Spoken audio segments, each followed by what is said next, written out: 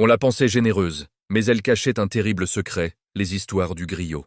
Dans le quartier paisible de Kersamba, Amina était la figure que tout le monde respectait. À 38 ans, avec sa grande robe rouge traditionnelle qui balayait la poussière du sol, son foulard toujours impeccablement serré et ses lourds bracelets qui cliquetaient à chaque mouvement, elle incarnait la bienveillance. Chaque jour, après l'école, les enfants du voisinage se pressaient devant sa porte, attirés par les odeurs alléchantes de ses plats. Amina, avec un sourire chaleureux, leur offrait des assiettes généreuses de tiboudienne ou de yassa, sans jamais rien demander en retour. Les parents, voyant cela, la couvraient de bénédictions. « Quelle femme au grand cœur !» disaient-ils entre eux. Ils la considéraient comme une tante pour tous les enfants du quartier, une présence rassurante qui veillait sur leur progéniture. Personne ne se posait de questions sur cette générosité débordante. Dans leur esprit, elle était simplement une âme charitable. Parmi les enfants qui fréquentèrent sa maison, il y avait la petite Binta, une fillette timide de 9 ans. Vêtue de sa petite robe bleue d'écolière, elle était particulièrement attachée à Amina. Aller chez Tanti Amina était le moment préféré de sa journée, un refuge où elle se sentait en sécurité et choyée, loin de l'agitation de la cour de récréation. Cependant, après quelques semaines, une ombre commença à planer sur le quartier. Les parents remarquèrent des changements étranges chez leurs enfants. Ceux qui étaient autrefois joyeux et bruyants devinrent silencieux, presque absents. Les nuits étaient agitées de cauchemars terrifiants. Les petits se réveillant en hurlant, parlant de silhouettes sombres et d'yeux affamés qui les fixaient dans le noir. Les médecins ne trouvaient aucune explication logique à ces maux soudains, laissant les familles dans une angoisse grandissante. La vérité était bien plus sombre que ce que n'importe qui aurait pu imaginer. Amina n'était pas la femme bienveillante qu'elle paraissait être.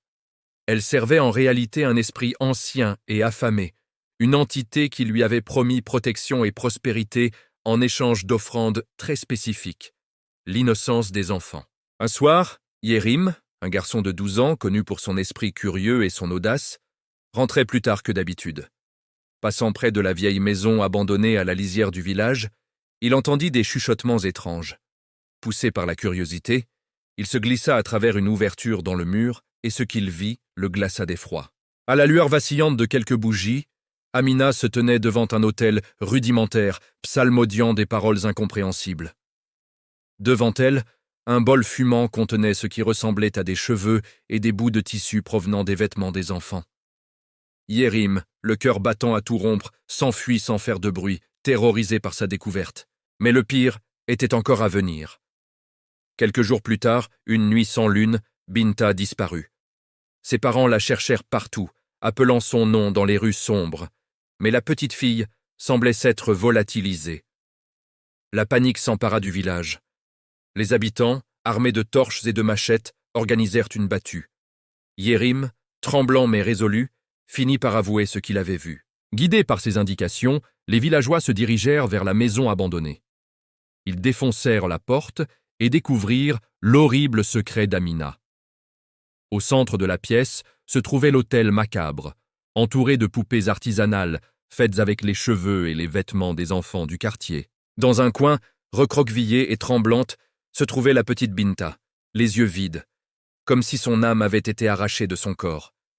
Le cri de sa mère déchira le silence de la nuit, un cri de douleur et de rage. Acculée, Amina finit par tout avouer.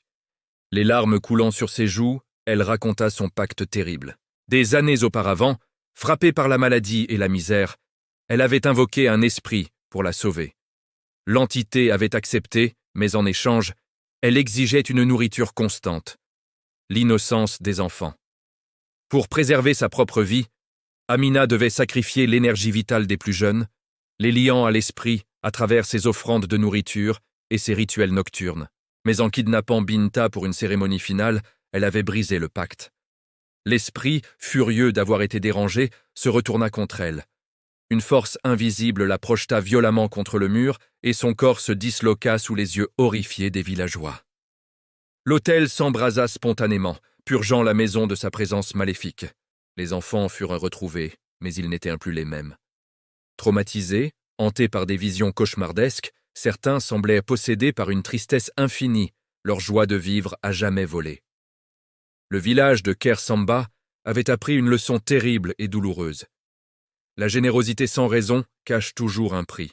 La femme qu'ils avaient tant respectée était en réalité un monstre qui se nourrissait de leur confiance, laissant derrière elle des cicatrices qui ne se refermeraient jamais.